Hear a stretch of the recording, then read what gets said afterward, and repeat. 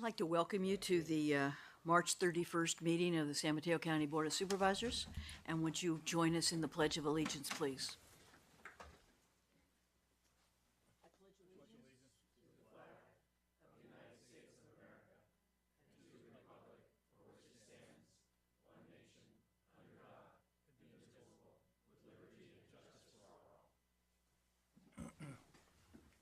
Roll call, please.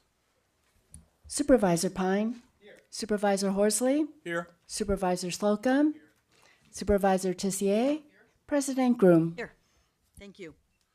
This is the time for public comment for items that are not otherwise on the agenda or listed on the consent calendar. County Manager's report. So, Mr. Fox, please.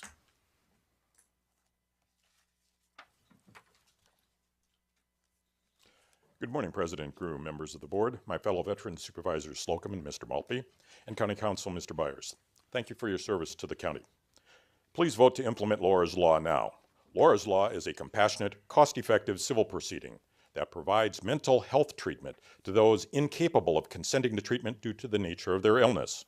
Laura's Law would bring hope to family members of persons living with serious mental illness because they would no longer need to endanger their loved ones, our psychiatric emergency and inpatient nurses, or law enforcement officers, like Officer Michael Johnson. Laura's Law gives the seriously mentally ill an opportunity to recover, live productive lives, and escape the revolving door of mental hospitals, jails, and the street. The anniversary of Errol Chang's death in Pacifica passed the day after your last meeting, and the anniversary of Yanira Serrano's death in Half Moon Bay is approaching. 154 people have died as a result of diagnosed but untreated mental illness this week, 150 in France and 2 in San Jose. Officer Michael Johnson died because the daughter of the mentally ill man who shot him had called for help after her mother was threatened, and his funeral is on Thursday. That scenario should sound familiar because something similar happened to Errol when Errol Chang's father called for help in Pacifica, Yanira Serrano's brother called for help in Half Moon Bay, and Edgar Arrestando's mother called for help in Burlingame. The intellectually and morally corrupt county health system's fascist mental wellness policies and procedures perpetuate the delusion that withholding treatment from persons who cannot volunteer for it because of the nature of their illness is somehow moral and humane. They are responsible for the deaths of people like Officer Johnson, Errol Chang, Yanira Serrano, and Edgar Arrestando. Please vote to either waive the incredibly unwise civil and criminal immunities of the Landerman-Petras Short Act gives to the health system, or join Los Angeles County, Orange County, Contra Costa County, Placer County, Mendocino County, Yolo County, Nevada County, and even San Francisco by voting to implement Laura's Law. Thank you.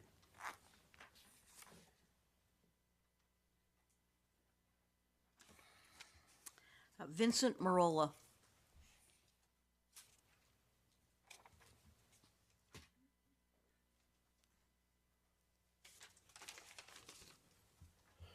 Good morning, Board of Supervisors, County Council, County Manager, members of the community.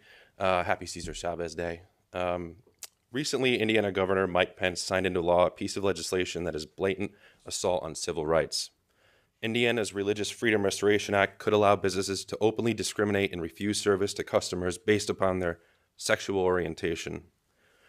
In response to this deplorable legislation, Connecticut Governor Daniel Malloy signed an executive order yesterday banning state-funded travel to Indiana. Recently, San Francisco Mayor Ed Lee, Seattle Mayor Ed Murray have passed similar measures. Many Bay Area tech companies are divesting from the state of Indiana as well. I ask that the County of San Mateo stand in solidarity with our brothers and sisters in San Francisco, Seattle, and Connecticut and pass a similar measure banning county travel to Indiana until that state sees fit to repeal its discriminatory legislation. Thank you.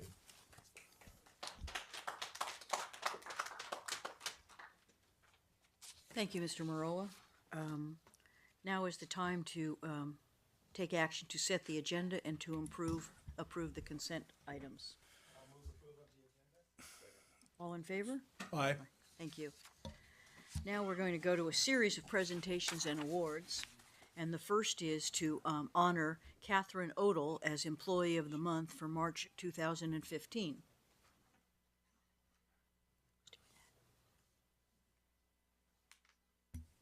Madam President, members of the board, it's a pleasure this morning to introduce our March Employee of the Month, Catherine Odell. Catherine, would you please stand?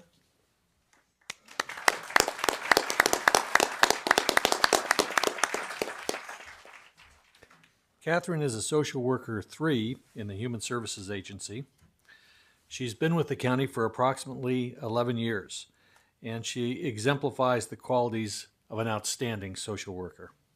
She is hardworking, intuitive, caring, both pragmatic and idealistic, a good writer, and a strong advocate for children and families. Currently, Catherine serves as our court officer. In that capacity, she is responsible for advocating for the interests of child welfare and does so with poise and agility. For example, in one recent matter, there was a request to move a teenager from a current placement in a therapeutic group home. Catherine was well versed in the history of this case and knew that the child was likely not ready for this transition. She argued against the move despite the fact that everyone in the courtroom believed it was in the child's best interest. Catherine convinced the court to delay the move so that the hearing could be held, at which point a different order was made that better took into account this child's needs. Previous to becoming a court officer, Catherine worked as a social worker in the investigations unit. In that role, she was responsible for recommending to the court which children were in need of court protection. Catherine was well known for the thoroughness and the quality of her investigative reports. Whenever Catherine is on a case, all the parties involved are confident that the matter will get the attention they deserve. Catherine maintains excellent relations with all of the staff in the department and is known by peers, attorneys, court clerical staff, and judges as a reliable troubleshooter, a personable liaison, and an effective advocate for children.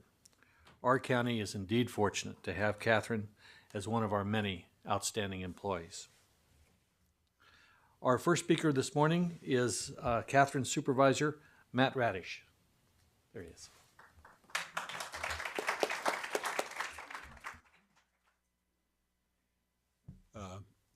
Supervisors Pine, Slocum, Tissier, Horsley, and President Groom, County Manager Maltby, County Council Byers, good morning. I'm Matt Radich, and as Mr. Maltby just said, I supervise Catherine in the court officer unit. Mr. Maltby provided a little bit of context about what the court officers do. I just want to add a little bit more background.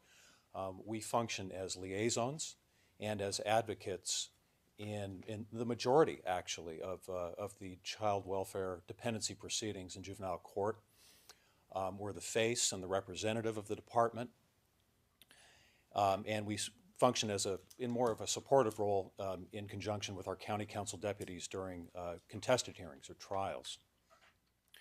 I should tell you that when word of this award got out to all of Catherine's colleagues and some of the other people that know her, the reaction could pretty much be summed up in one syllable. Duh! I mean, everybody, I think, has thought for some time that Catherine embodies and exemplifies all of the qualities that we would hope to see in all of our social workers. And everybody knows that she's a consummate professional.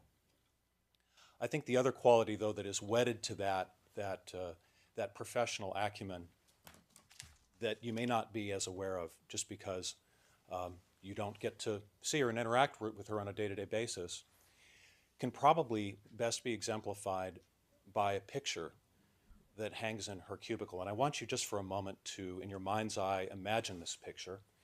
It was given to Catherine very early in her career by a child that she worked with on her caseload.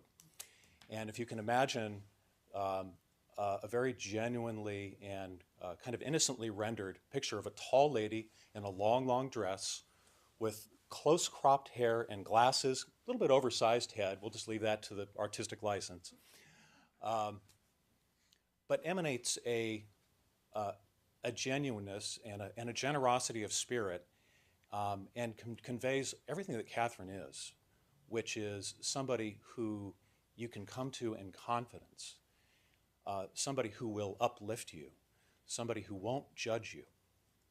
And I think what's carried through from that time, earlier in her career to right now, is that quality that so many new social workers. We have a lot of young social workers in our agency right now. And she is the default go-to person for those folks, because on a gut level, they need somebody who won't judge them, who will lift them up, and will help them develop into the kinds of social workers that Catherine has become. So I just want to then close by saying, I think Catherine has embodied these qualities from some time. She's been deserving of this award for some time. And I want to thank you all for granting this award to her. She's more than deserving of it. Thanks very much. And with that, I'd like to have two of our County Council deputies, Judith Holliver and David Silberman, address the board.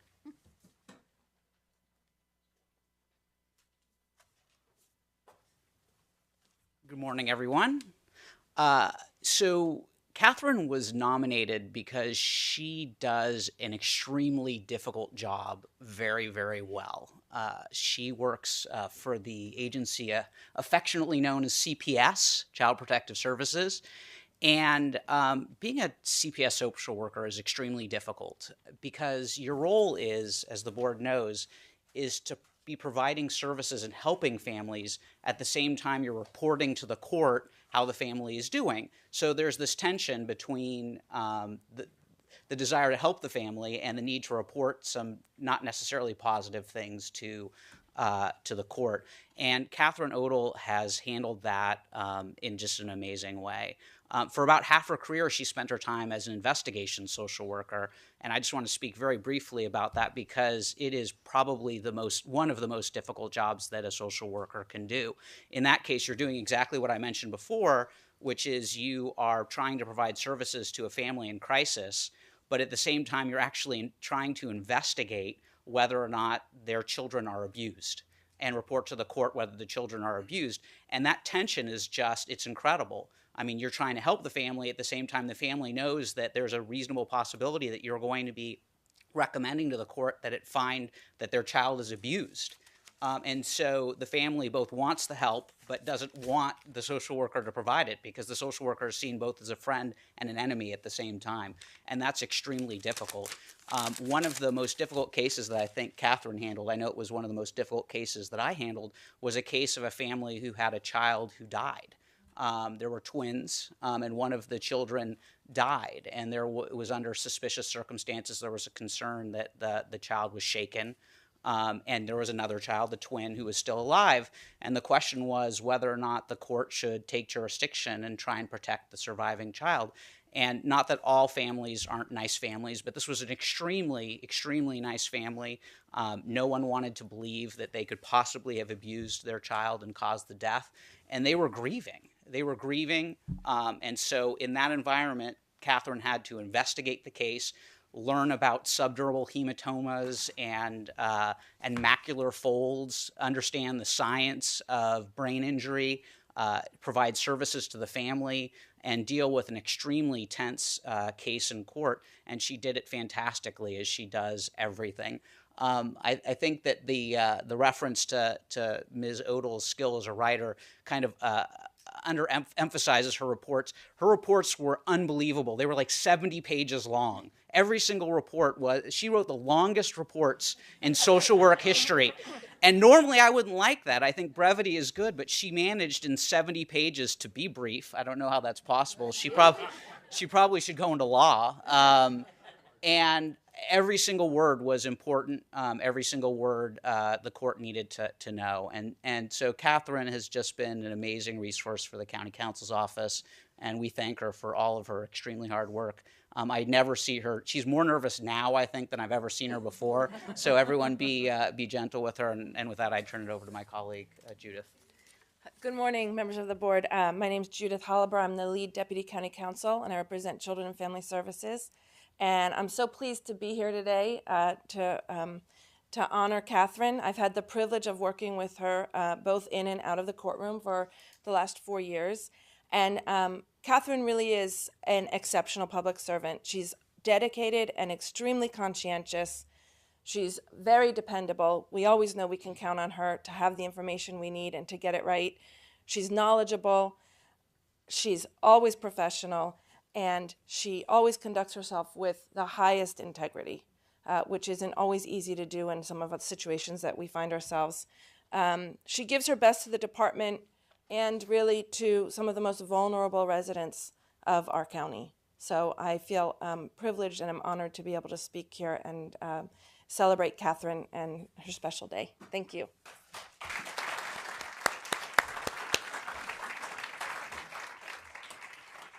Madam President, that was our final speaker. Ms. Odell, would you like to come and join us, please?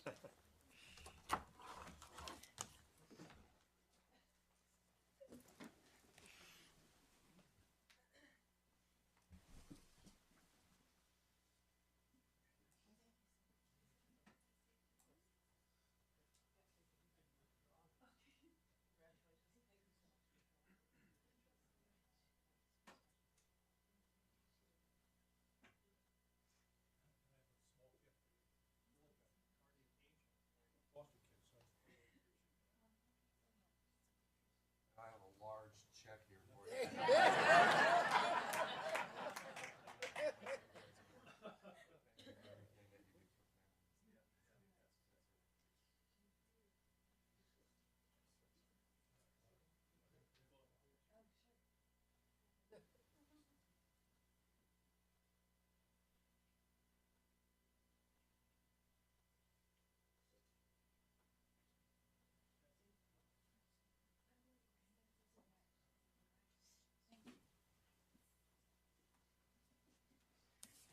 Thank you so much. I don't think anybody goes into social work expecting a lot of accolades, so this is a little bit overwhelming, but I really, really do appreciate it. I would very much like to thank Matt and Judith and David for their kind words. It's nice to see all the county council here. I feel like we could march into court and really do some good work right now with all these great attorneys. I also would like to say that nobody can do good social work without a strong support system, and I'm very, very lucky to have a wonderful support system. My mom and my stepdad came all the way from San Diego today to be here, which is fantastic. I feel very touched. And my husband Jeremy is here. He's my rock. He's absolutely my support. He has endured many insane stories over the years.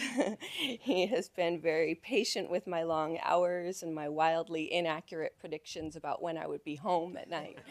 And I would also like to thank all of my colleagues, social workers, not to toot my own horn, but social workers are amazing people, and it's wonderful to work with such dedicated, compassionate people every single day. I feel fortunate that I have a job where I can use my heart and my brain every day. So thank you very much.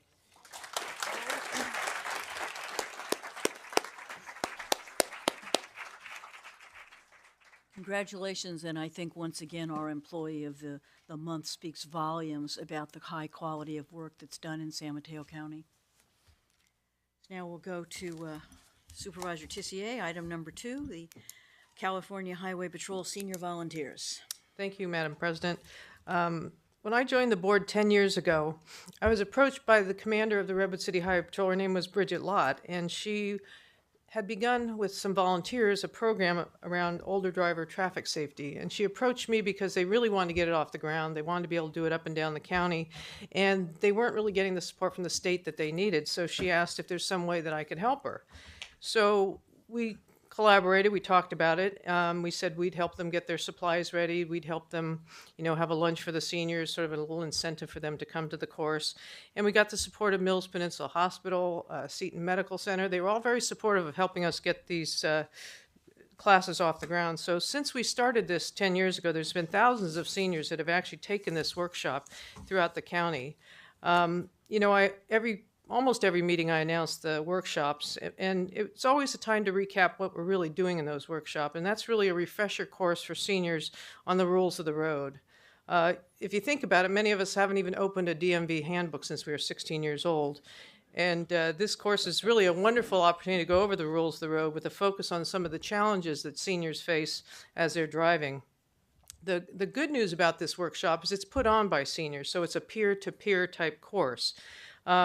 our regional office here of the Highway Patrol actually wrote the handbook on the older drivers traffic safety seminar. And a few years ago, the state actually adopted this course, and it's being taught by other volunteers in other counties throughout the state. So what they've named it now, it's not quite the older driver safety seminar. That sounds kind of old. It's the Age Well, Drive Smart workshop.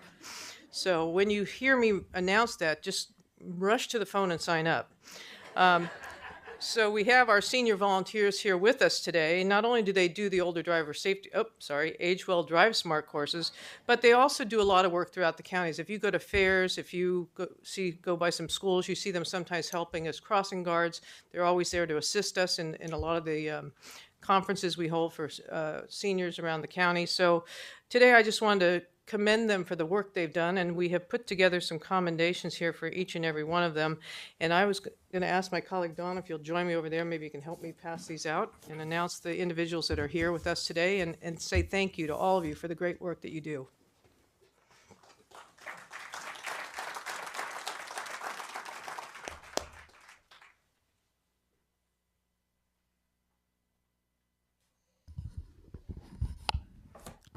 Okay, I'm going to call each of you up one by one, and I want you to stay here when you get up here, because nothing's better than a great photo op with all those uniforms. Robert Bertram.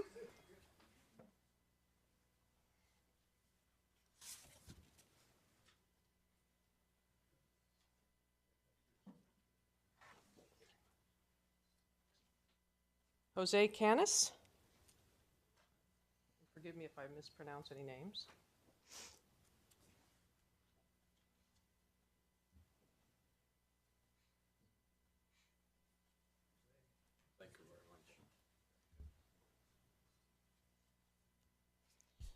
Tom Carter.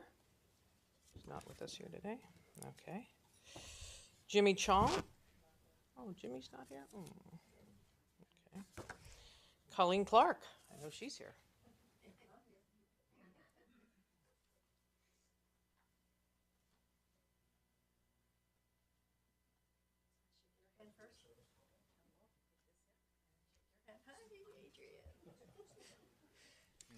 Okay.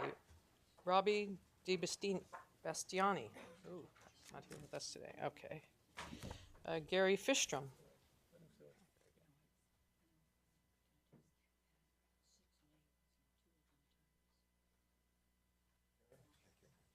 Thank you. Marjorie Hall. Okay. Ron Henenfarth. Okay, want to make sure they get these. Chris Kenny.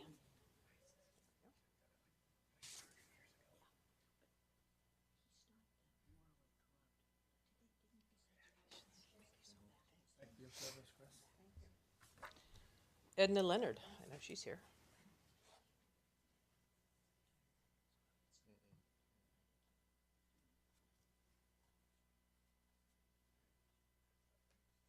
Jean Moore.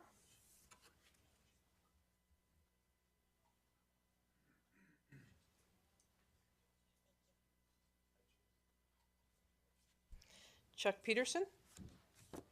Okay. Herman Reese. There we go.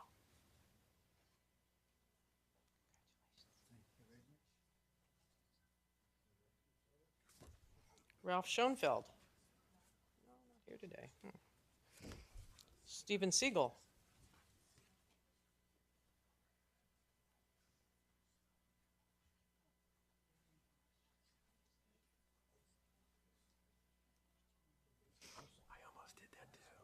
I know he's here. Frank Schisler.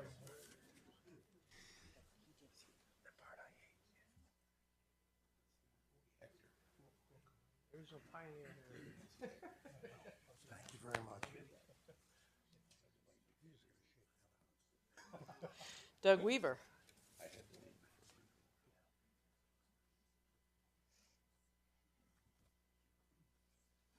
Olden Williams. He's not there.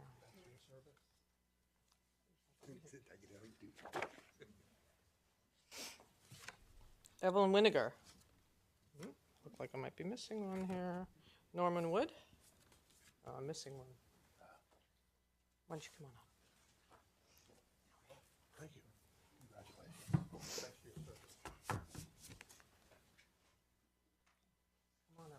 It's okay. It's always one. Okay, why don't we crown it? And Commander, come on up, Mike. In the back, short in the front. Yep, exactly.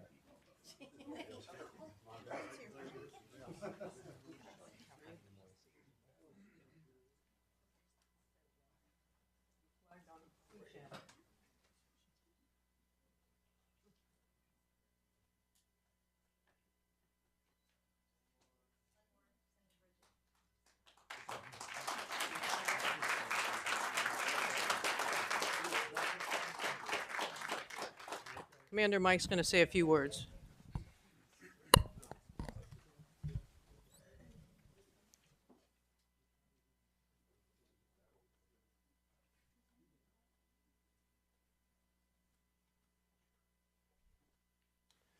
Thank you. Good morning, members of the board, Mr. Byers, Mr. Maltby. It's quite an honor to be here today to recognize the men and women of the Senior Volunteer Program for the Redwood City area.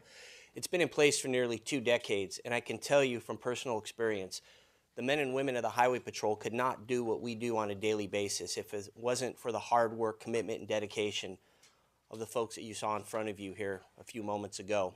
And particularly in the Age Well program, they've reached out to thousands of drivers here throughout San Mateo County and really afforded people the opportunity to continue with mobility, which is such an important and crucial part of their life, and to be able to work collaboratively with members of the Board of Supervisors, the Highway Patrol, and our senior volunteers really exemplifies the core values of the Highway Patrol in providing the highest levels of safety and service. So on behalf of the entire Highway Patrol, I'd like to thank again Supervisor Tissier, all members of the board, and our members of our volunteer program. Thanks again.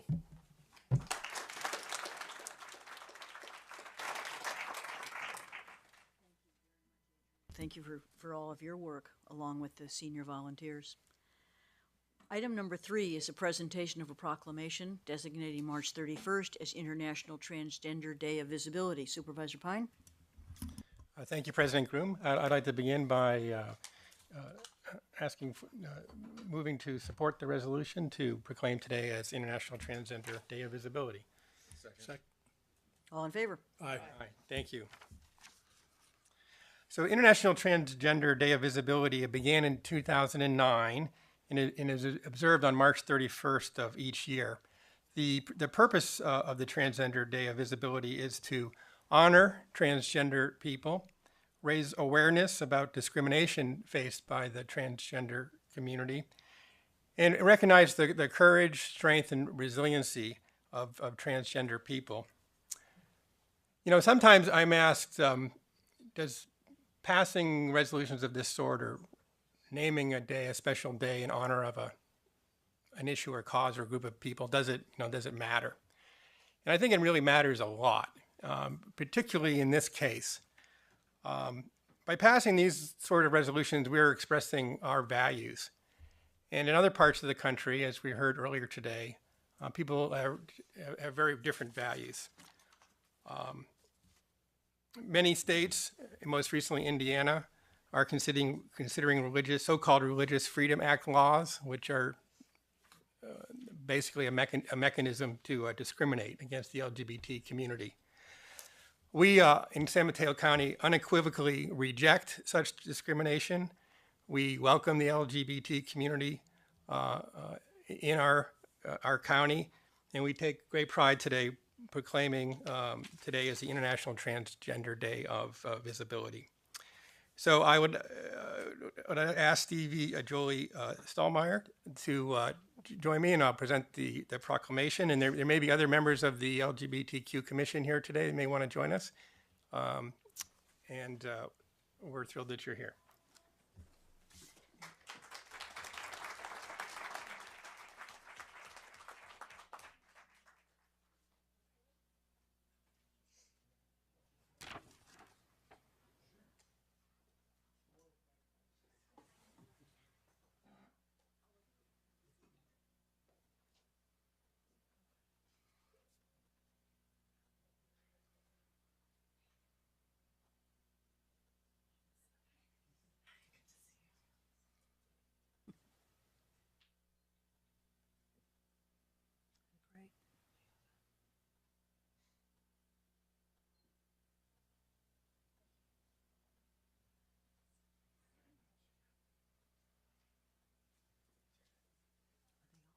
Yeah, every one of them's limping. What's going on here? Dave, when Stevie's finished, we got a speaker card. Thank you, Supervisor Pine, distinguished members of the Board of Supervisors, President Groom, Mr. Maltby, Mr. Byers.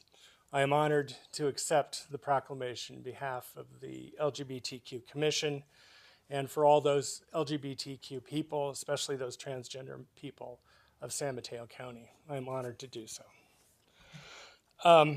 In keeping with International Trans Day of Visibility, thank you. The photographs you're about to see are of transgender people from all over the world, courtesy of my friend and former colleague, Kristen Lysigan, author, photographer extraordinaire. These pictures are of trans people in UK, Norway, Cuba, Denmark, Kenya, South Africa, and yet here in the Bay Area as well. These are photos of people from all walks of life, including trans women formerly incarcerated in San Quentin prison. For all of these trans people, their lives have been extraordinarily difficult compared to those living here in California and especially in San Mateo County. Day of Visibility. Ironically, for many trans people, invisibility is the goal. In an effort to pass in their preferred gender role, most of us have undergone lengthy transitions that included multiple surgeries, lifelong hormone treatment, and painful procedures like electrolysis or breast binding. Trans people undergo this transition so that they can appear as their true desired gender in every possible way. For many of us, this goal will never be fully realized. A few weeks ago, I visited some friends in Northern California, and while they are very accepting and supporting of their 21-year-old trans grandson and completely accepting of me, they still, inadvertently and with much apology, referred to me as him or he. They explained that my voice belied the feminine image that I strove to attain. I was hurt and later cried, not because of the innocent mistake, but rather because I had failed to pass. These incongruities in transgender and nonconforming individuals are what, in many cases, stop them from getting jobs, receiving housing or promotions, just getting dignified treatment by law enforcement and healthcare providers. If it were not for these incongruities, there would be no outward sign for anyone to discriminate or judge us. For some, these differences are just too difficult. 90% of gender nonconforming people have considered suicide at some point, and some actually end their lives in desperation, as was the case with 17-year-old Leela Acorn, who threw herself in front of an oncoming semi-truck at age 17. The year before her death, Leela wrote that she realized her parents would never come around and that she would have to wait until she was 18 to start her transition. She wrote in her journal, "This absolutely broke my heart. I felt hopeless, that I was just going to look like a man in drag for the rest of my life." When I walk down the street and I notice a steady stare from a passerby, I'm reminded that I don't pass. This is called getting clocked. It is just an unsettling and painful reminder that I don't. But today, I want to be visible. I want to be seen. Despite any incongruity, I am proud and happy to be a trans woman, and I want to show the rest of the world in every way a good and productive member of this community, and that I can be my true self wherever I go. So the next time you see a trans person and happen to catch their glance, please smile and show that you mean no harm. Your kindness will assure them, as it does me, that visibility is a good thing and not something to be avoided. Again, my thanks to the Board of Supervisors for this honor. I appreciate it immensely. And to all those folks that were here today to help support us. Thank you.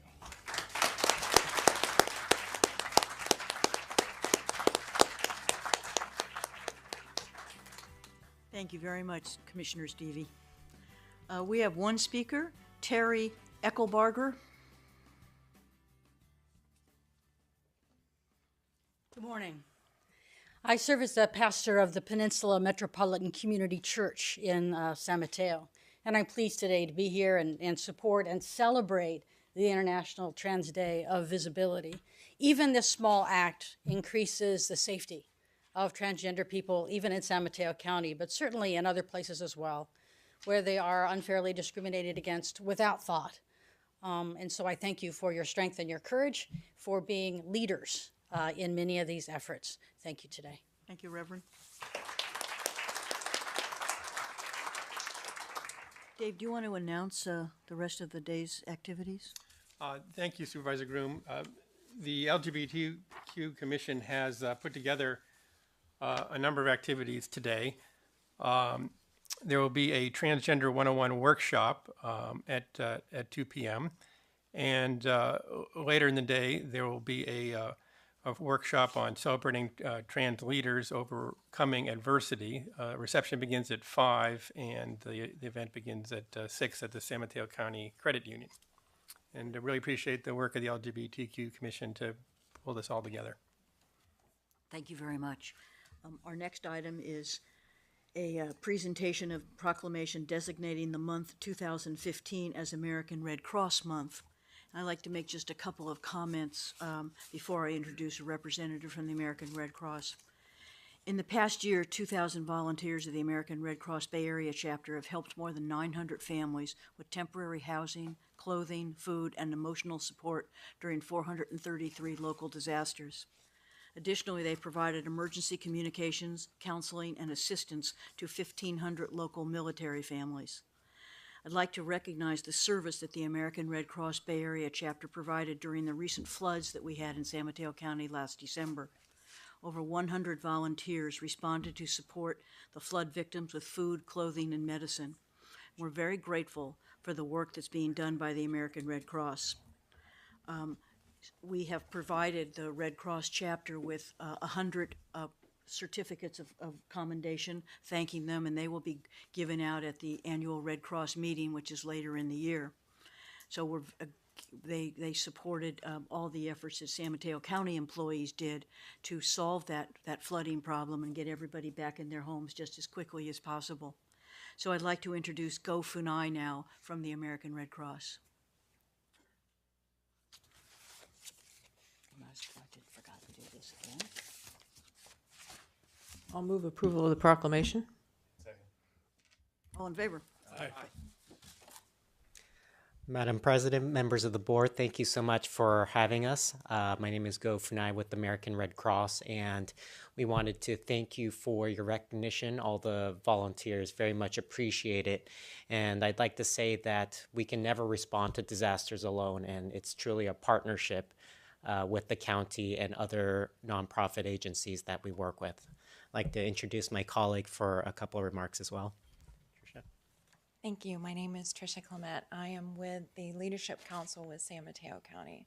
On behalf of our council, we would like to thank the Board of Supervisors for recognizing our service with this proclamation. As you know, our organization is staffed by 90% volunteers, and it is the fact that we give back to our local communities by providing disaster relief, supporting with shelters, supporting our first responders, and assisting with military families. And it is basically your community and your support that provides us with donations so that we can help more than 4.8 million people across 6 counties affected by disasters. So again, thank you for your support and this proclamation.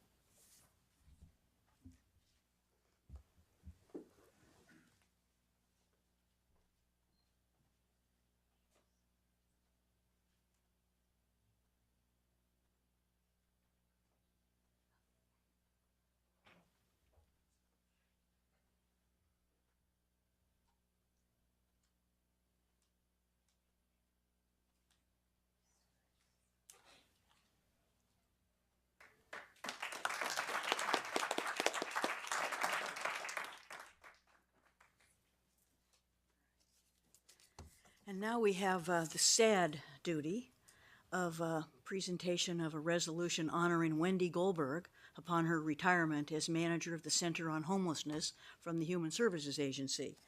And so I would move that we adopt this resolution. Second. All in favor? Aye. Okay. Wendy? Wendy has been for 14 years in the Human Services Agency, helping to solve the problem of homelessness in this county. And we all think that there's probably nothing that she can't do. When we call her at 4 in the afternoon, she finds a place for someone that night. When we call her at 8 o'clock in the morning, she finds a place for somebody by lunchtime. And she has been able to achieve an extraordinary amount of grants for this county so that we can continue to serve the homelessness in a very dignified and respectful manner. And so I would like to thank Wendy for everything she has done, and I think my colleagues probably want to add to that. Thank you, Supervisor Grimm. Just want to add that the other day when we had a little celebration, I said that I feel like I've known you all my life. The fact is that ever since I've been on the Board of Supervisors, you've been part of committees that I've served on. And you've been, a wealth of information and inspiration that I think has really inspired me to be much more involved in a homeless problem than I might have been initially. So I've gone on all the homeless counts, and I really enjoyed working with you. And I think, I really think that we've made terrific strides in this county in taking care of homeless. For example, we don't have any families who are sleeping on the street. They're all sheltered. I think it's really because of the dedication of people like you, and because of the fact that you essentially were the homeless person that we all went to. So I'm really going to miss your service, and I wish you the best in retirement. I too want to thank you for your great service. Many, many years ago, we started Shelter Network here in the county, and it was the first step for, I think, a lot of people to recognize the homeless in our community. And it's great to have someone of service here at the county that really recognize we're trying to end homeless. We're not, we don't want to talk about it. We want it to be done. And we thank you for your efforts to getting us closer and closer to that. So thank you. I want to thank, first of all, Supervisor Horsley, who I think was president when I was first elected, and one of my first committee assignments, I think that then President Horsley gave to me was the Committee on Homelessness. And I'll always remember, I'll never forget that first year at the homeless count, going out into various parts of Redwood City, especially over here under the bridges and along the freeway, and just seeing how people were living. And so I always considered my work on the Hope Committee to be inspirational and truly of value. And I'm especially appreciative of the fact that we began to include in the count those folks living in broken down RVs or vans or cars. And I appreciate the fact that you took that upon yourself to do. And I'm sure that in your retirement you won't miss those 2-hour committee meetings. But just realize that, that work was recognized, valued, and exceptionally important. So thank you for everything that you have done here in San Mateo. And I too want to thank you, Wendy, for your terrific efforts. Your compassion for the people who need it most is inspiring to all of us.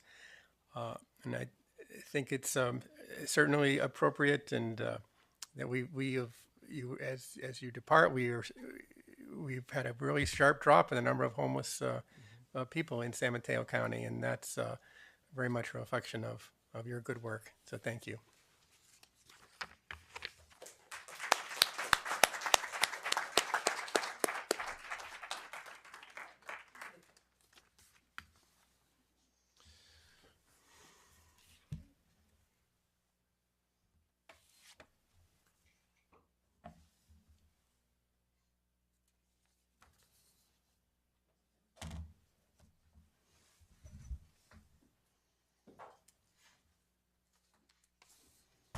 Madam Chair, Honorable Board of Supervisors, I thank you for your kind words, but I must say it has been my pleasure, as I just can't fathom how lucky I am and fortunate to have been able to work in the County of San Mateo with the Human Service Agency that gave me the support I needed, but also to be able to work with you. I think that I've never would have envisioned the type of political will that comes from you all in helping to solve homelessness. And I just want to say, oh, wow, because the last count that we just did in 2015 showed a 47%, an amazing 47% decrease in the number of homeless people living on the street. That is an effort of the community partners that we work with, the Board of Supervisors, the cities that we collaborate with. I mean, this is not just done with the county, not just done with departments or nonprofits. This has all been a collaborative effort between county stakeholders and cities. And I think that the opportunity to be able to work with committees and create collaborations and be stretched to find who's missing at the table to make the thing that we want to happen has been something that I've enjoyed tremendously doing with all of you. We have also, I want to just talk about the HOPE plan. The HOPE plan, which very few people I think know stands for Housing Our People Effectively, because it's become institutionalized as the HOPE plan, 10-year plan to end homelessness. But this plan was started many years ago. It was a 2-year planning process that took a lot of effort. Supervisor Horsley was part of the Leadership Council at that time, so we have known each other for a long, long time. So, but I want to say that it's a plan that didn't just get buried in a desk. I've written plans that have, but this one certainly didn't, because the need to help was so strong. And the plan, I think, and the development of it really looked at, in a very intense way, what was needed to make the plan happen. So it was an easy, road map in order to start the work. It's been 9 years, I think, now, and as I said, 47% decrease in street homelessness, not ending homelessness, but really halfway there during some very hard economic times and some big challenges. So I think that some of the programs under HOT have become institutionalized, and that's what we want to see. We want to see some of our efforts go from not being there, but to becoming a fabric of what we do every day. Examples of that would be the HOT program. We have it now in 6 different jurisdictions. It's a county collaborative with the city. It's become just institutionalized. It started in the city of San Mateo. Supervisor Groom was at that point a council person. The city bought a house in a day I've never seen anything happen so quickly. Mm-hmm. So my message that I'd just like to say is thank you. The political will is so important. It was something that was integrated into the HOPE plan as a necessary component. And my God, I got to see it work. So I wanted to thank you for all your support. I'd like you to enjoy going forward and finishing the different businesses we have to help end homelessness. And it honestly has just been such a pleasure. Thank you so much.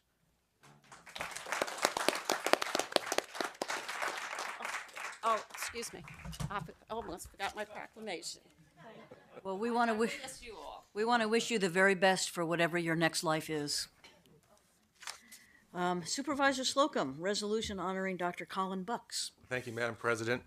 When you look up the word hero in Webster's dictionary, it's defined as someone with distinguished courage or ability. Dr. Colin Bucks, having provided medical assistance in over 20 disasters in the United States, provided critical care to the victims in the 2010 Haiti earthquake, typhoons in the Philippines, and most recently having treated patients infected with Ebola for 5 weeks in Liberia. And that truly does fit the definition of a hero. So first, let me make a motion to approve this resolution honoring Dr. Colin Bucks. All in favor? Aye. Just by way of background, the good doctor's day job is serving as a clinical assistant professor of surgery at the Stanford School of Medicine and also assistant medical director of the Office of Emergency Management. And he's also the Mark Anderson clinical director for disaster preparedness at Stanford Healthcare. Now, we all know that the Ebola outbreak in West Africa was the biggest outbreak in, I think, recorded history, with more than 23,000 people who contracted Ebola. And it's sad to say that more than 9,300 people died from the disease. And fighting the spread of Ebola obviously required a large number of physicians, volunteers, and support people from around the world.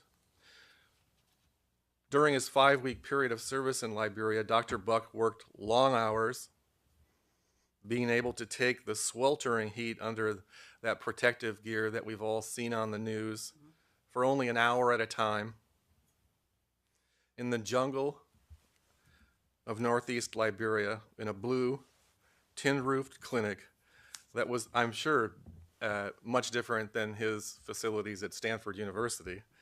But that tin-roofed clinic was built in a matter of days on a bulldozed hilltop.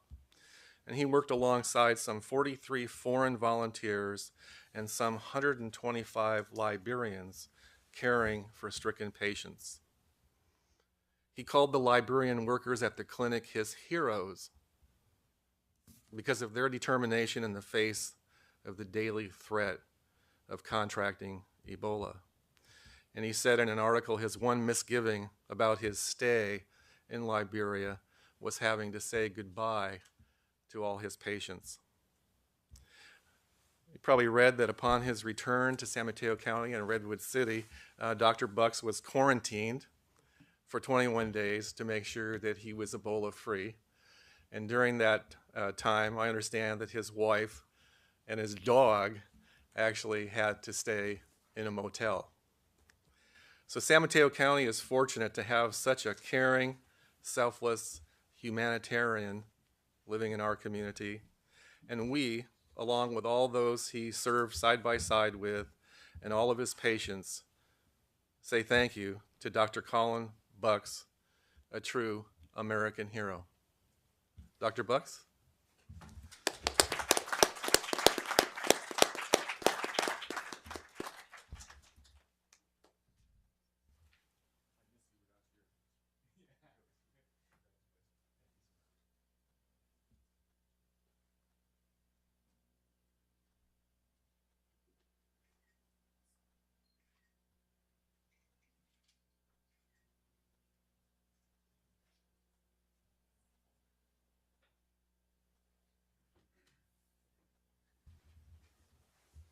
Thank you so much to the board. Thank you, folks. It's a tremendous privilege, and especially also to be in this day of awards, to be included in this group. I owe so much. When I deploy someplace, there's my colleagues at Stanford have to support. I create so much work for them, and and they have to back me up. It wouldn't be possible without them. And the burden that I place on my family and my spouse, who's actually an infectious disease physician, so is very able to comment on the nature of this illness. And yet I go away, and she's left with the stress and the strain, and the dog, of course. But I owe all the people who support me tremendously. And what I said, one of the massive lessons that I learned was I deploy someplace, and I go with a tremendous amount of information. I can consult infection control experts. I can know everything there is about PPE before I go.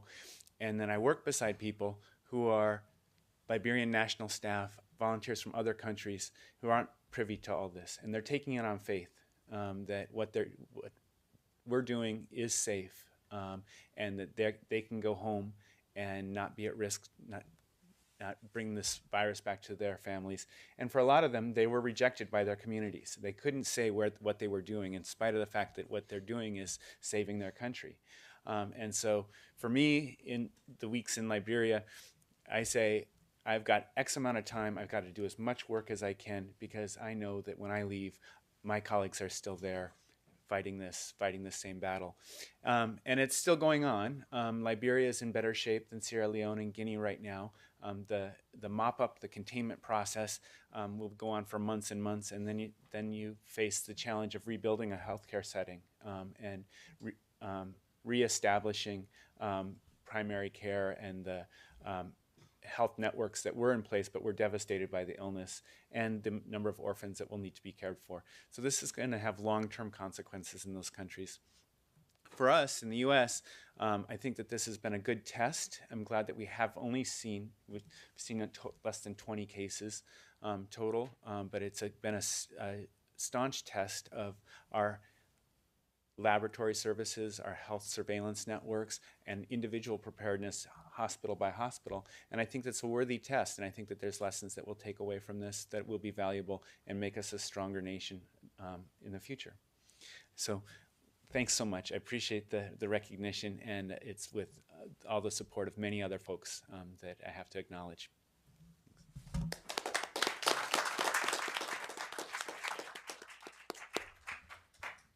Thank you, Supervisor Slocum. Thank you, Dr. Bucks. Our last presentation of the day is the Women's View 2015 Art Show.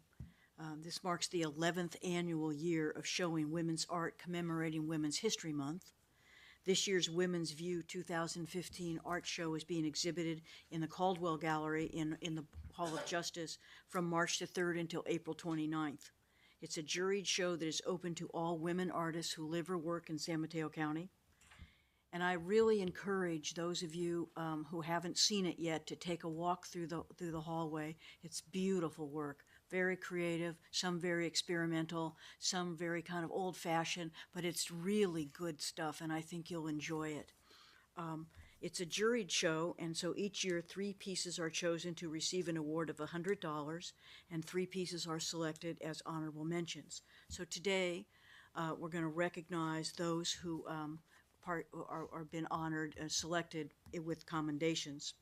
Before I do that, I want to thank the Chair of the Arts Commission, Robin Rodericks, who is here today, for all of the very hard work that she does, and also Judith Tomlisoff, who works in my office and helps coordinate a lot of the activities of the Arts Commission. And they have, when you see that show and you just see the work that the women in this community do, I think you'll really understand why this county is so supportive of the arts.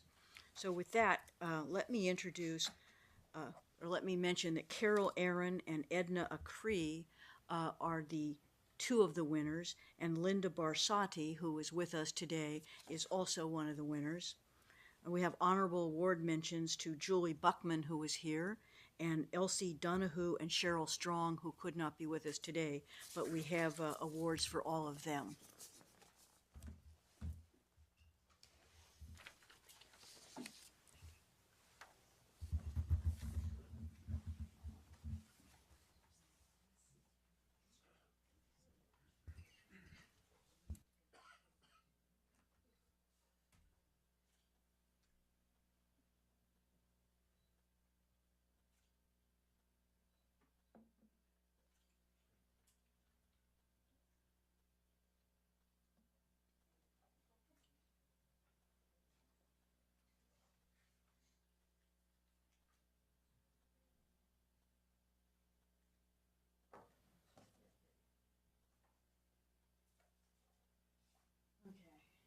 Need a lesson here in unfolding. There you go. Thank you so much.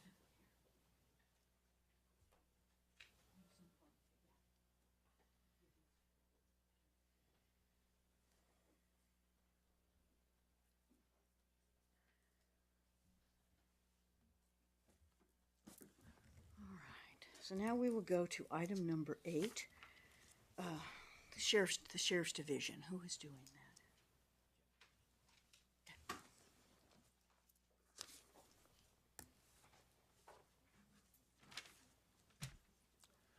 Good morning, President Groom, Honorable Board of Supervisors, Mr. Maltby, Mr. Byers.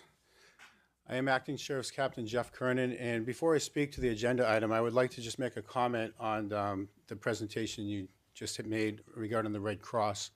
As you know, I'm also the Director of the Office of Emergency Services, and the Red Cross recently went through a national reorganization. As a result of that reorganization, we lost a lot of staffing here in San Mateo County, and there was also a transition of leadership, and we lost our Red Cross supervisors.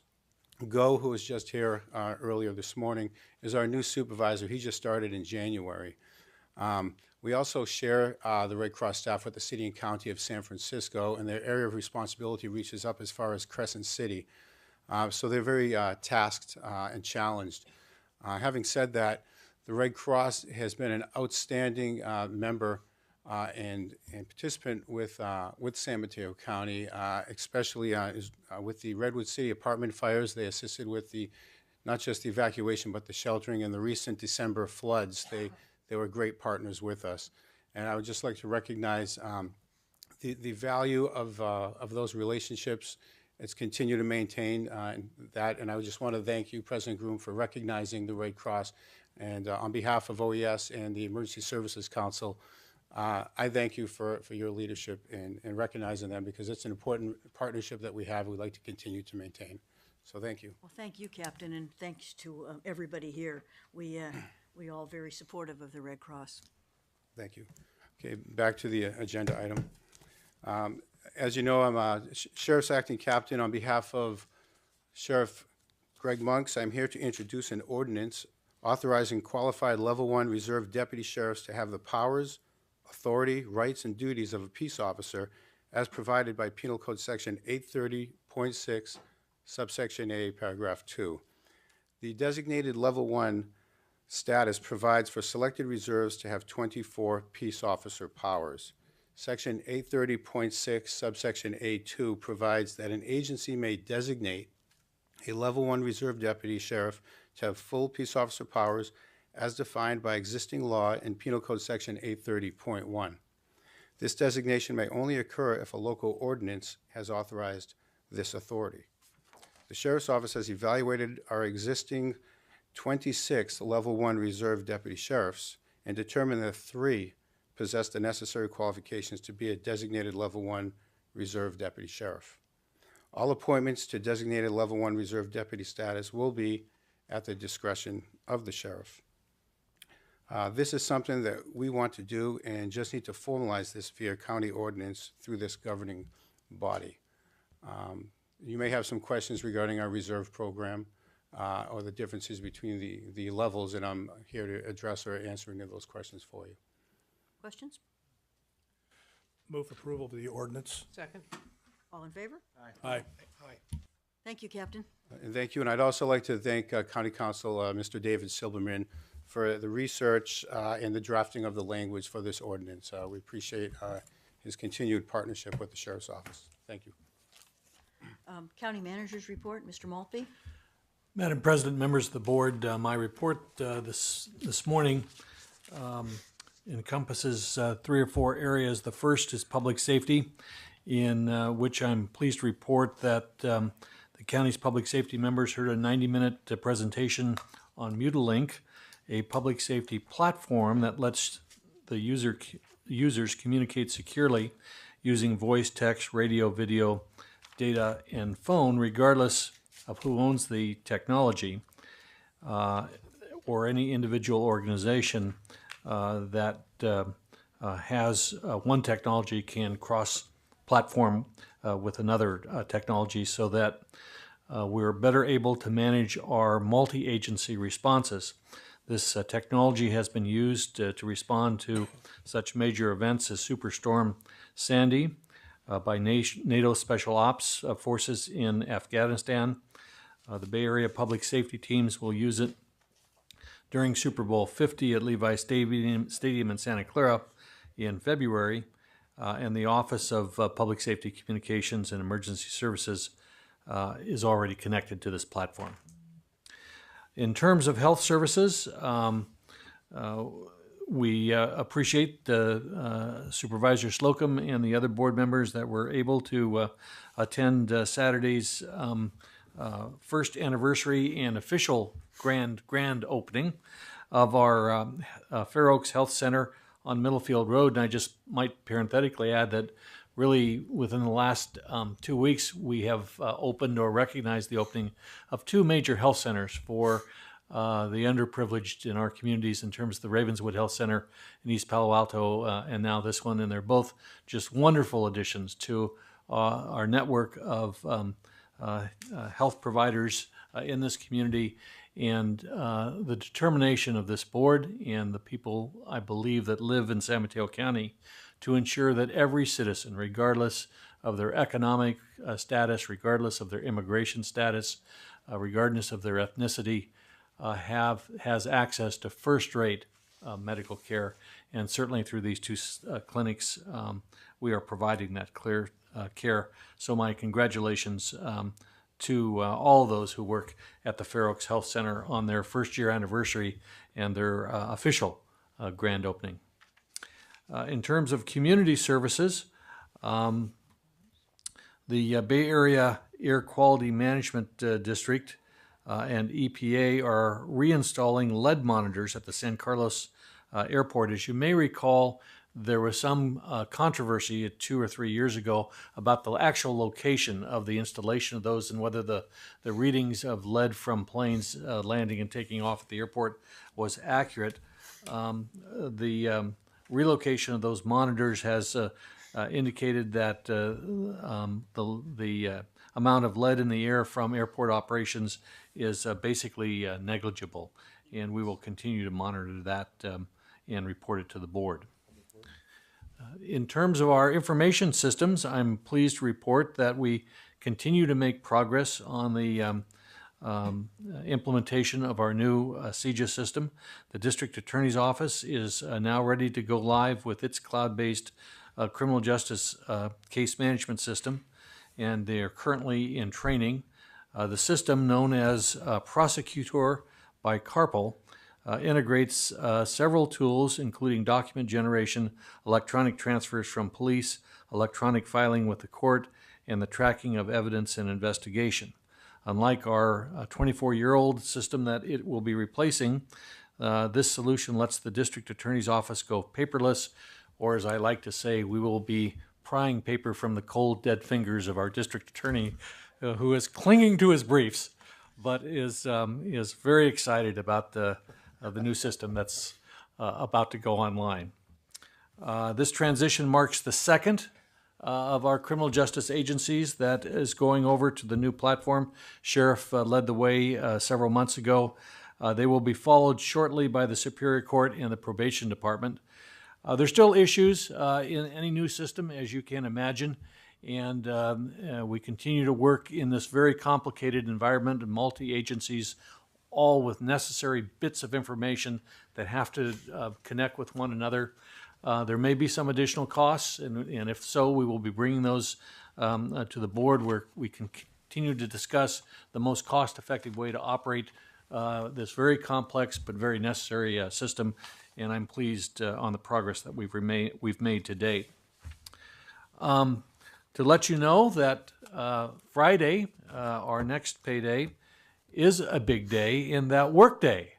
Our new payroll system will go live, and so your paychecks, should they be transmitted on that day, will be as a result of the new system. I will take any compliments that you have in that eventuality. If you don't get paid that day, please direct your comments to the Information Services Department, and they'll be happy to help you. We're assured that after the long work that our Human Resources Department and their team has put into this, that the system is going to go live, and I think it will be flawless in its implementation. They even trained me on using it, and I can use it, so that really is the dumb test. Once we get down to this level, if I could successfully use it, and I could tell the board that it is a very simple system to use. There's lots of information, not only about your individual pay, but also about information relating in general to county phone directories and emails and other things that I think you'll find very useful. It's icon driven, and so if you haven't already had the opportunity to have a 15 or 20 minute training session on it, please avail yourself of that, because I think you'll find this is a very useful tool in general. And my congratulations to everyone involved in bringing this day to fruition. Finally, just to mark on your calendars that June 6th will be our annual Disaster Preparedness Day. It coincides with the opening day of the fair, as it has for several years. Supervisor Tissier and the Office of Emergency Services spearhead this event every year, which include live demonstrations, first aid, police and fire emergency services, and attendees will learn how to put together a disaster plan and emergency kit. My favorite actually are the police and fire dogs that find victims. I think that's really cool. They actually hid me in a jar or something last time and found me. So that's great fun, but it's also a lot of very good information that certainly living in this area, we need to continually be reminded of the importance of being prepared for emergencies, because we're subject to our fair share of them, and we'll need to continue to practice all those skills. So that will be on June 6th.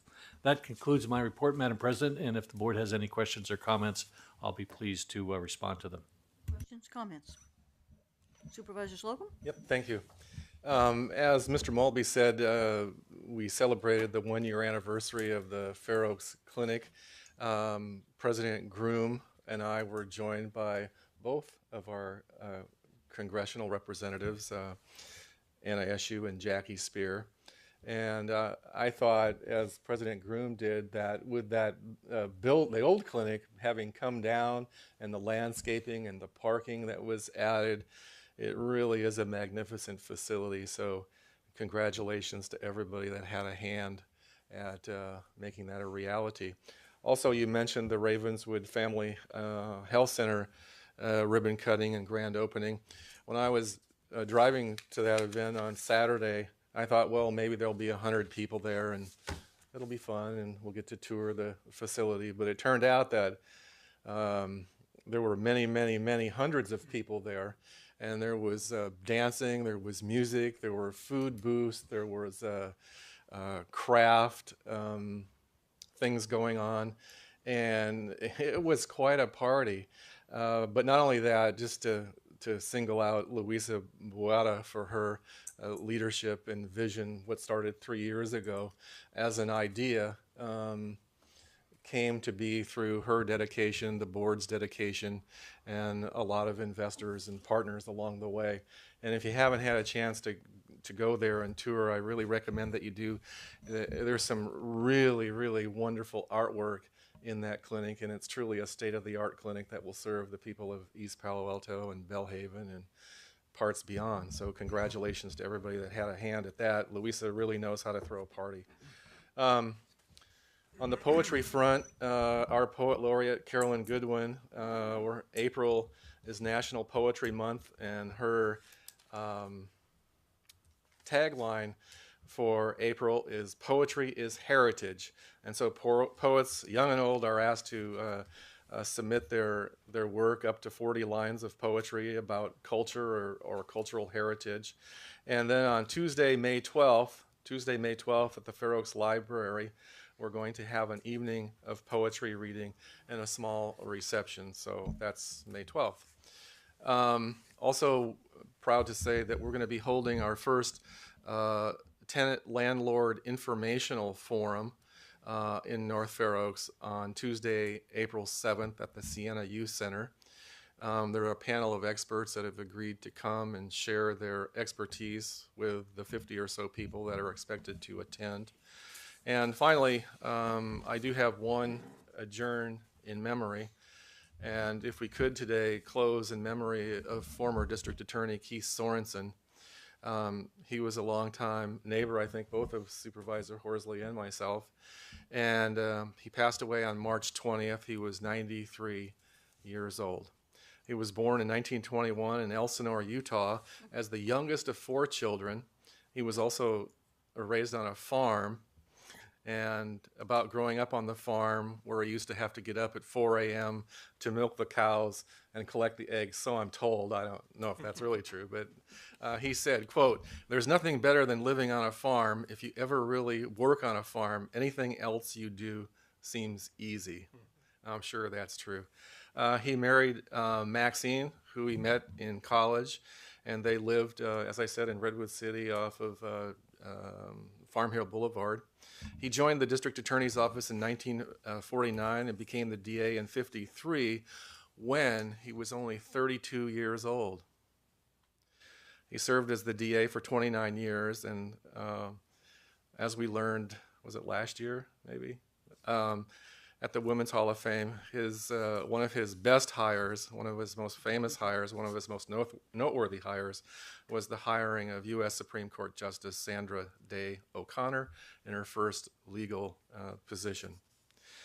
Now, during Keith's tenure as DA, he started an investigation bureau, and at that time there was a little bit of gambling and other things going on in San Mateo County. And I always remember the picture of Keith on the front page of the newspaper with his foot up on a bunch of money that had been seized during one of the raids that he was very proud to lead against these gambling interests. And finally, in 1972, he helped found the local chapter of the 100 Club, which, as you know, supports the families of slain police officers through financial assistance and scholarships.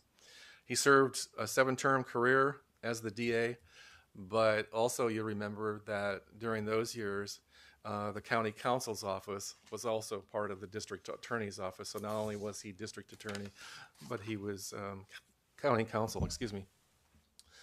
So to his family and all of his relatives, we adjourn today in memory of Keith, and I'll always remember him as a very gentle, kind district attorney.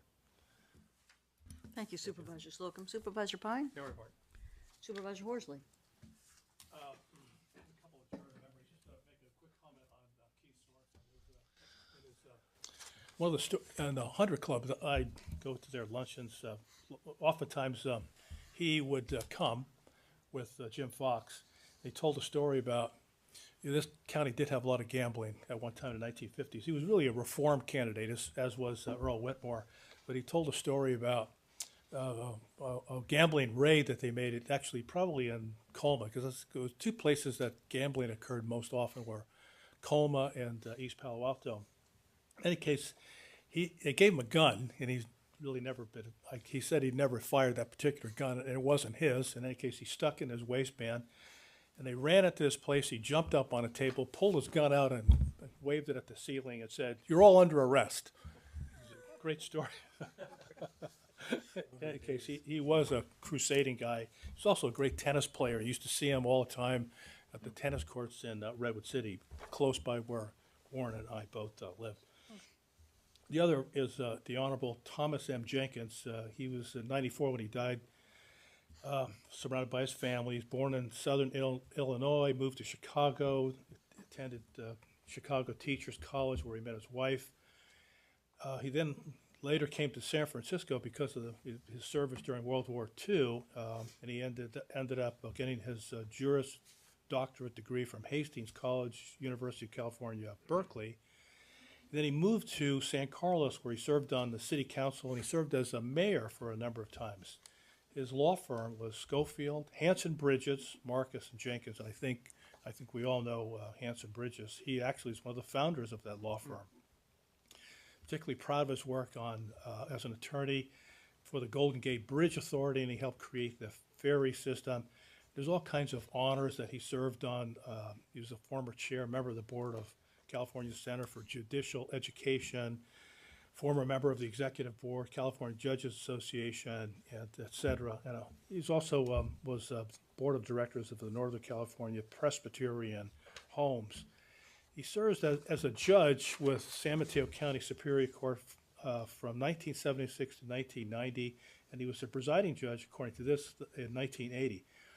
But that's not exactly how I remember him. I was a sergeant and a later lieutenant, and one of my jobs was supervising the transportation, later do planning and extraditions, and he was always the go-to guy. He was always available, did pretty much anything we wanted in the sheriff's department. We had a lot of problems with overcrowding at the time, and he would we'd go down and say, Judge, we have too many people in our jail. Could we do some early releases? And he would give us authority to do early releases. He also took our side versus the CMO's office at the time. So I know he wasn't always popular with the county manager's office, but he was my predecessor. But Dave Nichols was your predecessor. He wasn't. Yeah, he could be quite combative. He was a real force, and he, even if he wasn't the presiding judge, somehow he managed to convince other judges to do exactly what he wanted. In any case, he was a great assist to the sheriff's department, and he was a great judge. Just to underscore what Supervisor Horsley said, when I was hired first as county manager in 1989, that's the period when the jail was really overcrowded, and they were building the new McGuire jail then.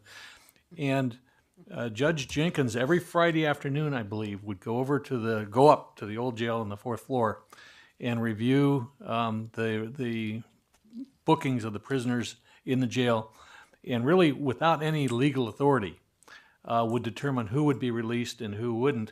And he was held in such high regard by the district attorney, the other judges in the court, and the other people in the criminal justice system that nobody questioned his ability to do that. And it really saved the county for a number of years in having a lawsuit or something else that could have been very costly and detrimental to the county. So his efforts in that regard can never be minimized, and it took a lot of courage to do that, but he was greatly respected by all who knew him. I'd like to add something about Judge Jenkins. Later in his life, when Mills Peninsula was starting a program called Senior Focus, which was an early attempt to keep seniors healthy and out of hospitals and out of nursing homes, he was the chairman of the Senior Focus Board. And he was a force in making sure that money went to the Senior Focus. He personally did a lot of recruiting of board members. And when he finally retired as the chair of the Senior Focus, it was a very strong program and very much to his credit.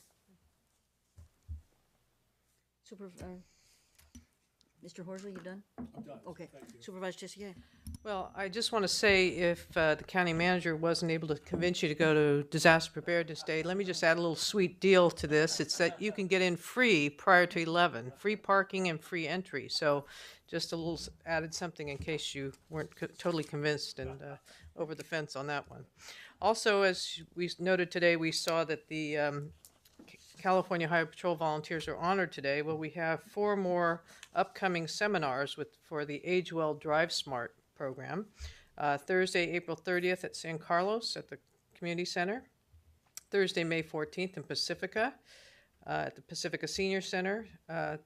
Tuesday, July 28th, if you'd like to plan way ahead, South San Francisco at Magnolia Senior Center, and August 25th at the Belmont Twin Pines Senior Center. So if you need more information, feel free to call my office at 363-4572, but please pass that on to your friends and anyone you think might need some assistance. Thank you. All right, thank you. We are going to move to a closed session, and we'll report out when we are finished.